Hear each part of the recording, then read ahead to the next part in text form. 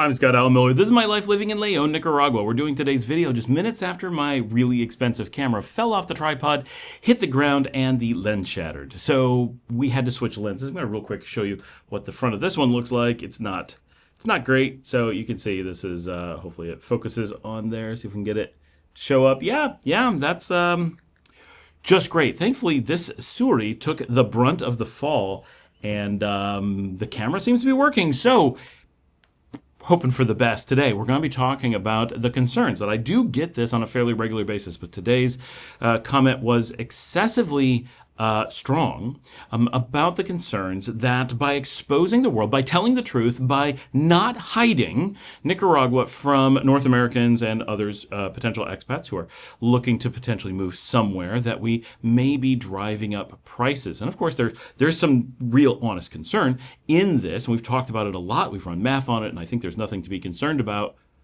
if you have good intentions. However, there could be some malintent, and there's some stuff that I think we need to discuss because I do see this come up enough, and I realize that there is some different trends beneath the hood, and I want to talk about that a little bit. So we're going to dig into that. All right, move on.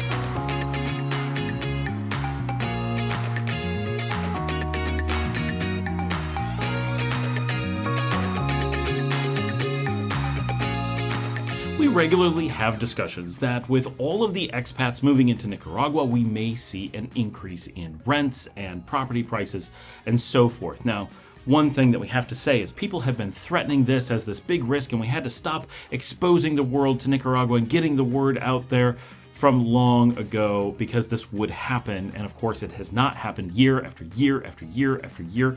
I've been here for 10 years. It has not happened. Our rents are still lower now than they were 10 years ago, right? Now, there was a blip where they went up just slightly in the middle, but that went away very quickly. And for what is now 7 or 8 years, prices have been really low and in reality going down. Any increases that we've seen have really been explainable through basic inflation. The underlying dollar that the Cordoba links to has gone down in value. The Cordoba has increased in its ratio to the dollar, causing it to go down even further. Not a lot, just a little. And together that accommodates for pretty much any increase we've seen in housing prices, right? Now, food has gone up some, but housing really, if anything, has gone down over the period of the last 10 years and certainly over the last 7. So this is fact, right? We're way past it being a theory. Now, we can throw out math as we have in the past. We can explain this through a lot of reasons. We've got videos where we dig into why we think this is the case, but that this is the case is long past a theory. This is as it is. Now, it doesn't mean that the cost of housing won't go up in the future. Of course, at some point we expect that it will. It can't go down for forever. These things go up and down in any market. But this has been a very long-term, very predictable, very obvious trend. So we don't have to worry about there being, and this post said, I don't buy your theory, right? And they're just ignoring the fact that I've been saying this for years, and at the point I started saying it, it was already very much established. So we're past that point, right? So that has borne itself out. We get a lot of concern from people who are looking at Nicaragua. Now, you'll notice I never get concern from Nicaraguans. No one ever contacts me from the government and says, whoa, the government is doing all these things to encourage people to move in, but we'd rather if you didn't tell anyone about it, right? That's not what they say. And we never get Nicaraguans who are like, dude, please don't tell people about my country. I want it to be a hidden little thing. No, we never get that. I'm sure someone does feel that way, but it's a very rare person. Instead, we get tons of Nicaraguans who are like, thank you so much for letting the world know about my country because it's not very well known. And to expats on the outside, the majority are like, thank you for telling us about Nicaragua, even if it's not a place that they end up wanting to go. Learning about it, knowing what their options are, is generally positive. The only people that ever seem to have a please don't tell people about Nicaragua vibe are foreigners who have already discovered Nicaragua and don't want other foreigners to discover Nicaragua. And I understand those of us who are here want to keep it for ourselves. That's selfish but reasonable, right? That's, you discover any cool place. Like, I don't want it to fill up with tourists. I don't want it to fill up with newbies. We put in the effort. We became part of these communities. We don't want other people coming in and taking advantage. I get that. Totally makes sense. And you can tell why Nicaraguans might be like, stop bringing in foreigners. There's like, this is our place. I understand why that might exist. It doesn't, but I understand why it could. right? So it's interesting that there is a very small group of foreigners who routinely post that they don't want you spreading this information. Now, there's two basic possibilities. One is the honest one, and that is that there's someone who's either in the country or planning on coming to the country, have made a pretty solid decision. They're, excited about it, and they're looking at the low cost of living, and they're hoping that what they see today or have seen in the past will hold into the future. Totally reasonable.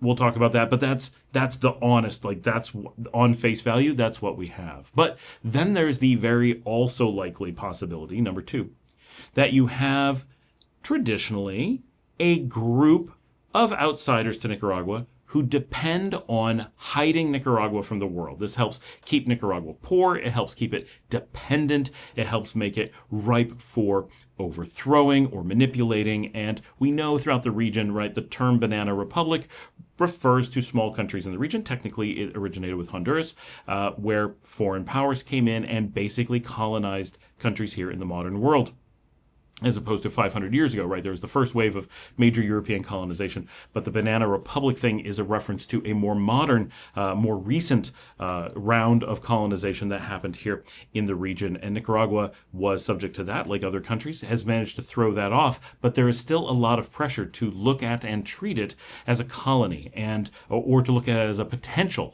for colonization in the future. And in order to promote that idea or to protect that potentiality in the future, there needs to be this keep the world from knowing, right? Hide Nicaragua away, take away its voice, take away its exposure, let more and more people not know about it, right? So there's the very real possibility that the people who are posting this, or many of the people who are posting things like this, aren't honestly concerned about the cost of living in the country, or are not honestly concerned for themselves. I'm sure some are.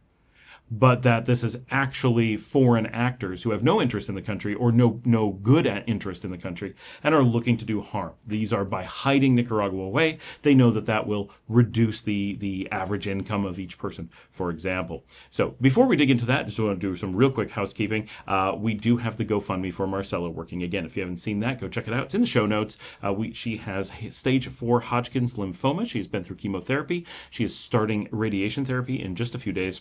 We hope all going well. And they have managed to reduce the tumors, but they have not managed to eliminate the tumors. So next round, they're very hopeful that it continues forward. She had a lot of allergies and stuff with the chemo. So the radiation, we're hopeful, even though radiation is very intensive, that'll actually be easier for her because the chemo was specifically hard for her personally, not just in the general sense, which it also is. That is, we had a problem with her GoFundMe. We had raised all the money we thought that she needed. And actually, we had raised a total of $5,500. And we lost $4,500 of that through. It was given back through GoFundMe. So anyone who gave, it came back to you. And if you would like to re-give again, the GoFundMe is now definitely working. You can give in the GoFundMe. If you didn't give before and you want to help her out, then fantastic. If you gave before, this is your opportunity now to go give again and put the money that you already gave and just got back in, and that will go to her. So please consider doing that. It is working. Don't worry. We made sure it works this time. There was a bunch of confusion as to how GoFundMe contacts us and how it works.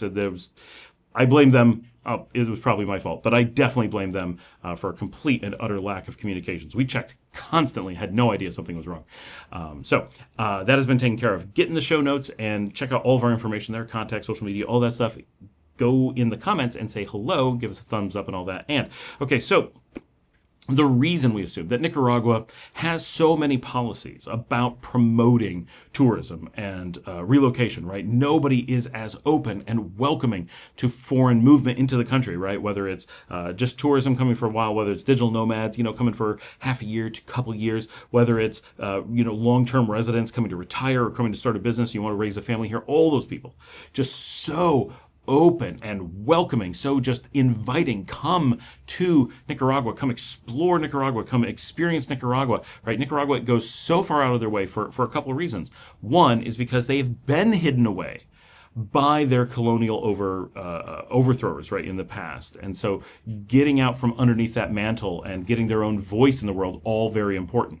Lacking a voice is devastating to a country. That is how countries are and peoples are just swept away, as has happened in the past. So maintaining an identity, letting the world know that Nicaragua is here, is not just important for getting that visibility, but also when you do not have that visibility, it is so easy to have fake news and misinformation about a country. You can just say, oh, it's a violent place. It's it's overrun. There's police on every corner. Having a show that goes around and shows what it really looks like actually takes you outside. And you go, well, that's beautiful. And there isn't, this is not a police state. There's no active war. What are people talking about, right? It prompts questions. If we didn't have resources like this, Nicaragua would be silenced. And that is a fear that is what people are looking for. Now, I'm sure most people are not. They're probably simply looking for, well, what's good for me? And they're not thinking beyond that. They're saying, I want it to be cheap. And that's where it ends.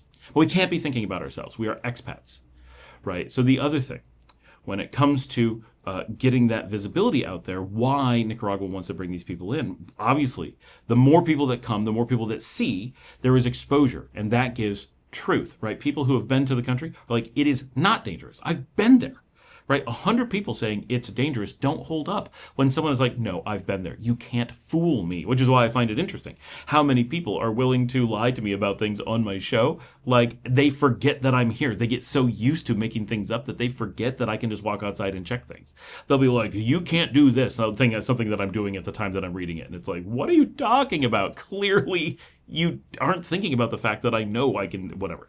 So that kind of stuff. But that's really powerful, right? People who want to silence a place, they want to make sure that nobody goes there, right? Is Afghanistan safe? Is Iraq safe? Nobody knows because nobody goes to find out. They're probably not safe, right? But I don't know that. I only know that everyone's afraid to find out if they're safe. That's enough power to control access to those countries and to then control any narrative you want about those countries. So this is something that Nicaragua has to worry about and deal with, is this attempt to keep them silenced. And so we have to look for this, right? Anyone who is telling you this immediately should go off in your mind. Something's wrong. Why would someone ever want to hide the truth? Hiding the truth shouldn't sound like a good thing, and it probably isn't.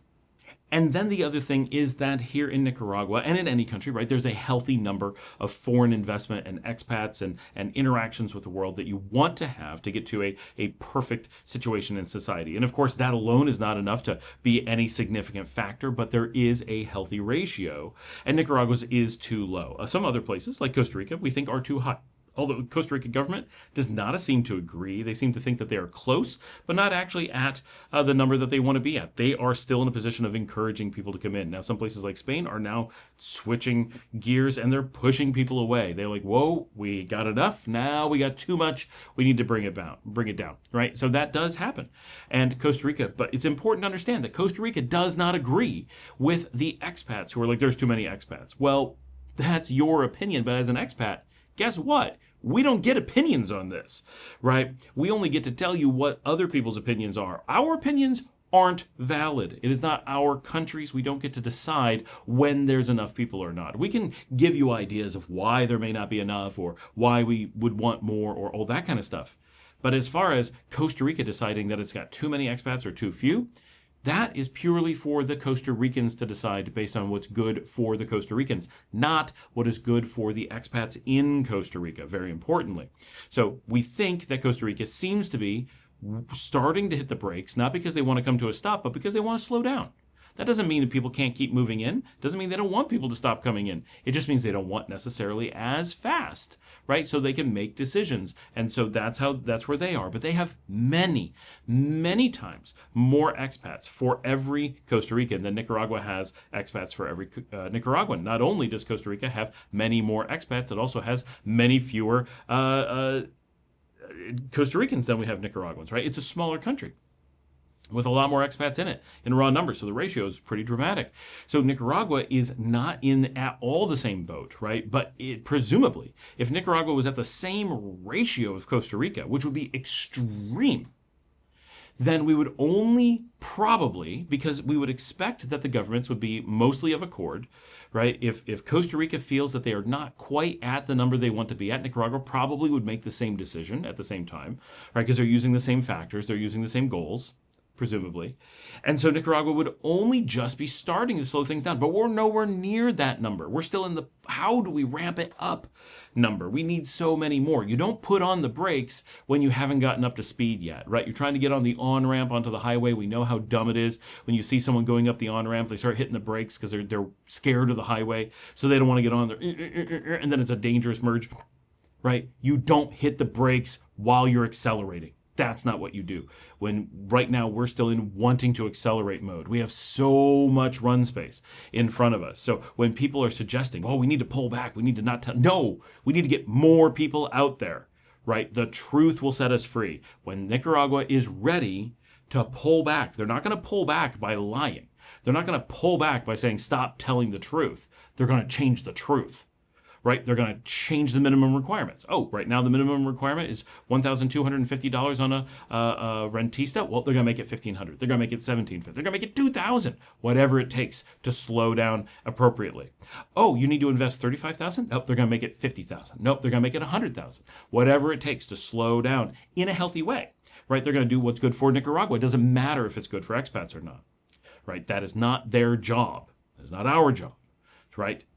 It is as expats, right, especially coming from most of us, right, I understand not 100% of you are from these countries, but definitely coming from wealthier countries to a less wealthy country, especially coming from, as most of us are, countries that have colonized or acted as friends of colonizers, of countries that have harmed Nicaragua, that have hidden it away, that have conquered it, that have disrupted democracy and so forth. We have an obligation, every single one of us, to at least consider and try to do what's good for the country. That doesn't mean going wildly out of your way. It doesn't mean dedicating your life to it, but it means we can't be pushing for decisions, pushing for harm to Nicaragua for self-gain. When we look at Nicaragua, we have an obligation to be saying either, how do I take advantage of this without doing any harm?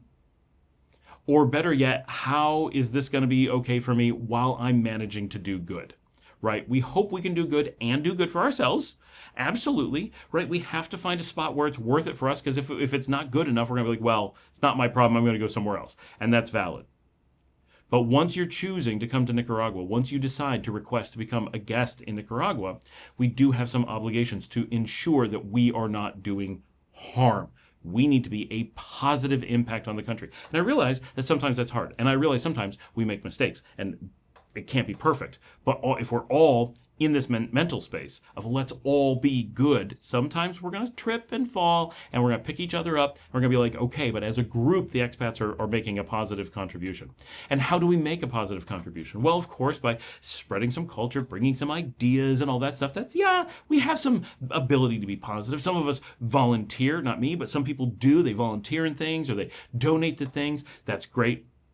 But the biggest way that we contribute is economically. That's where our big value is, right? As a group. Individually, you might have some value somewhere else, of course. But as a group of people, our primary value is increasing the revenue in the country to bring up the economy, because Nicaragua has a very small economy. It has been negatively impacted by forces from the outside. It has very curtailed ability to ship offshore. It is a very small country, so it just has the normal small country challenges and so forth. But importantly, it was colonized for a very long time and had its infrastructure and its economy decimated from the outside through occupation and military force, right? This was a very, very destructive time period over a really long period of time and multiple times within the last 200 years here in Nicaragua. So we have this need in Nicaragua to rebuild that economy. We're not building a future economy. We're rebuilding an economy that they earned and had taken away from them, right? So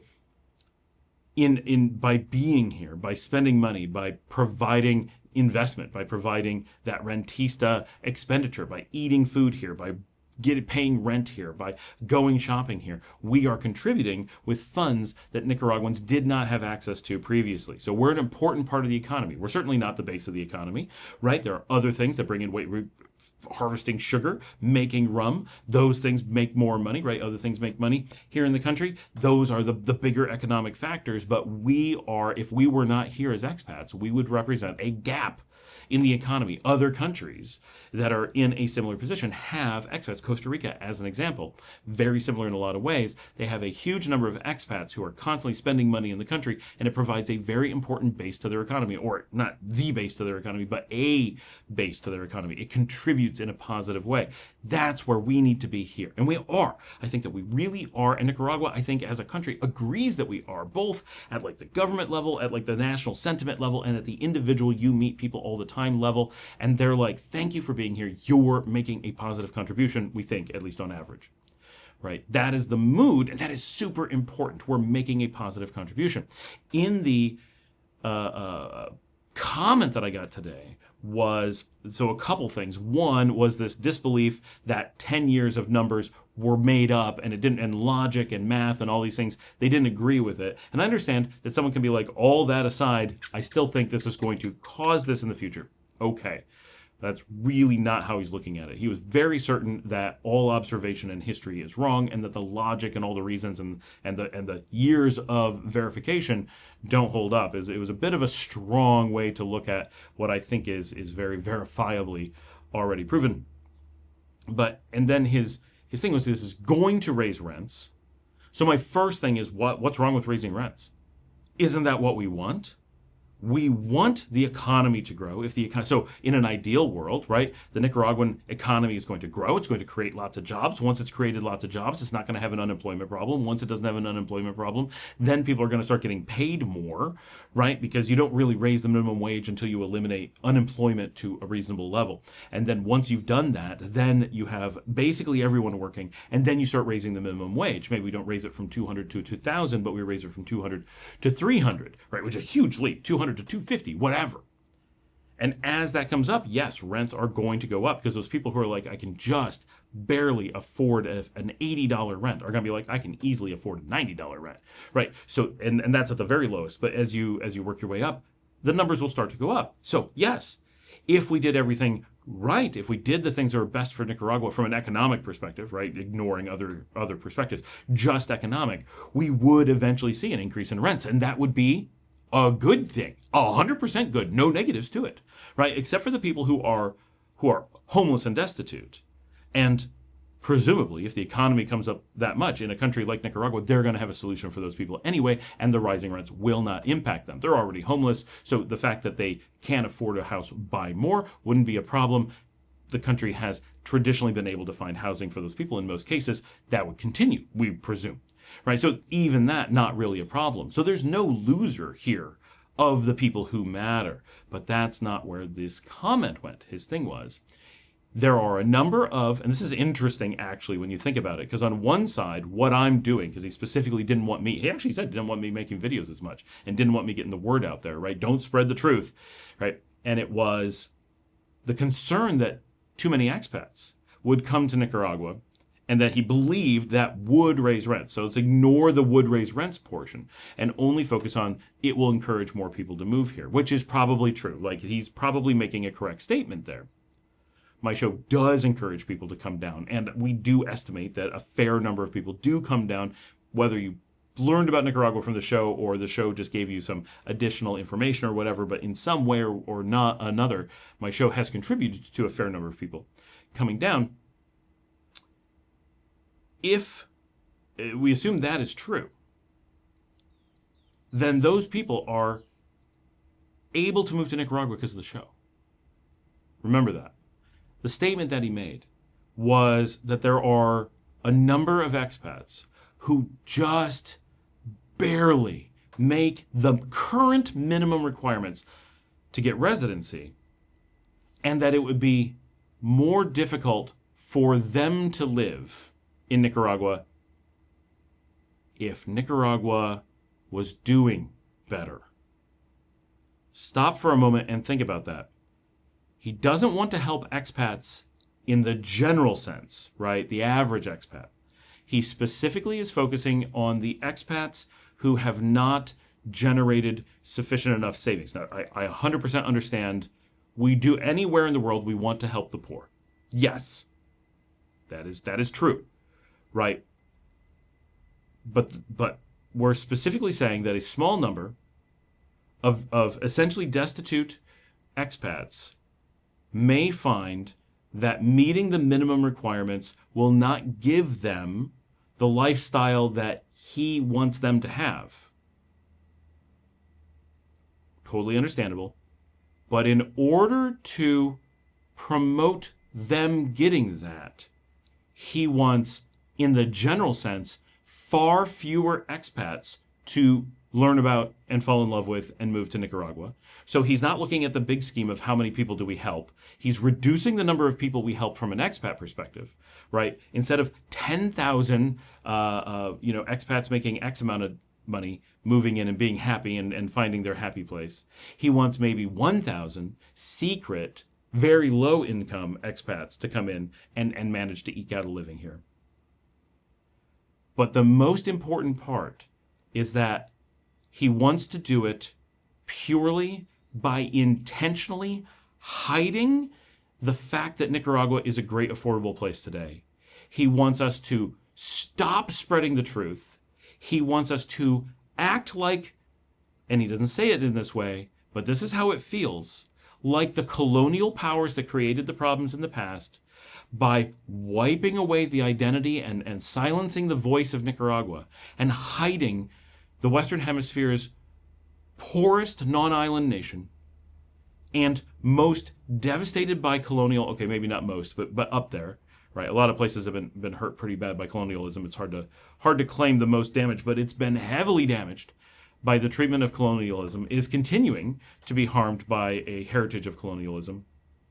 And he wants us, as people who come from the country that did that, to stop doing what we can to help Nicaragua and stop doing what we can to help the majority of expats and not directly inflict harm on Nicaragua, but stop avoiding harm to Nicaragua.